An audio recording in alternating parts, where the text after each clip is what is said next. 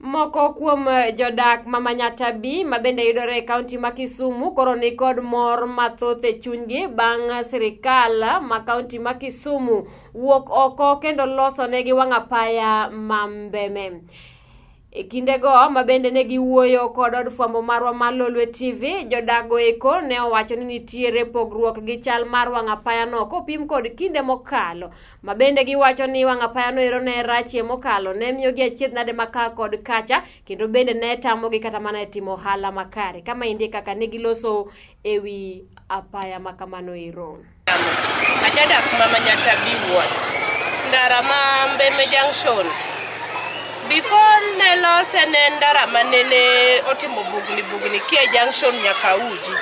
To nye wapo katingo biro mopae. To tok pae no buru opong'o magang'owa.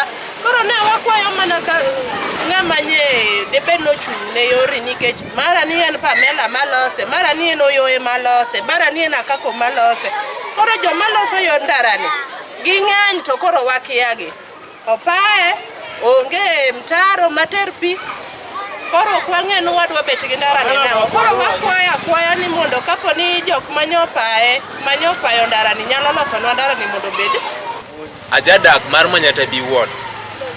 Kalure gi ywak mosebedo go kwa tero ne MCA marwa about ndara Manyatta-B ward. Adira makende nyocha otemo matin kar nyalo ne. Nyocha wanene loche mag county kobiro mabugunwa ndara maya Mbeme Junction korie Auji. Koro osetemo matin lakini okochope kare. Kalure ni okochopo kamono gbenuno chope. Mara mochope nus. Nodhi oweye gi kure. Koro mane madang wan gi shida ka to ndechni ma Manyatta-B ward te to pod ok wane kabeyo. Oloso ndechni ariyo so far nyaka sani nyaka nochak loso ndechni ariyo. Maya transformer koria Uji, mano kod maya Mbeme Junction koria Mbeme school. Mago kende moseloso but wan gi ndechni mang'eny ei Manyatta-B ward to pok waneno ka tinga osekalo nyaka na Pamela ne donje telo. Wan wajodak mar Manyatta-B ka but wasebedo kwa hinyore ne wach ndara ni. Ndara nyicho lose gi wananeno ka tinga mar county manobiro but ok ang'eyo ni MCA mane lose koso ng'ama ne lose. Kar poni ene manolose, nonego beno timo follow up, obiro ng'iyo ni to ticho gi kanye. Nyaka sani ng'eyo ni ticho chopo kanye kata chopo kanye ok apano ng'e maber nikech pok wanene kobiro e ground.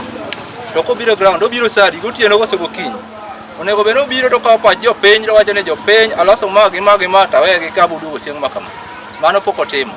Koro kapono winjo wan kaka jo boda boda wadwa ni wanene machiegni ground babara kochopo chieng' moro kodwaro gimoro to biro to o inform wa wanyise ni ka gi ka odong' koro nego bene timo.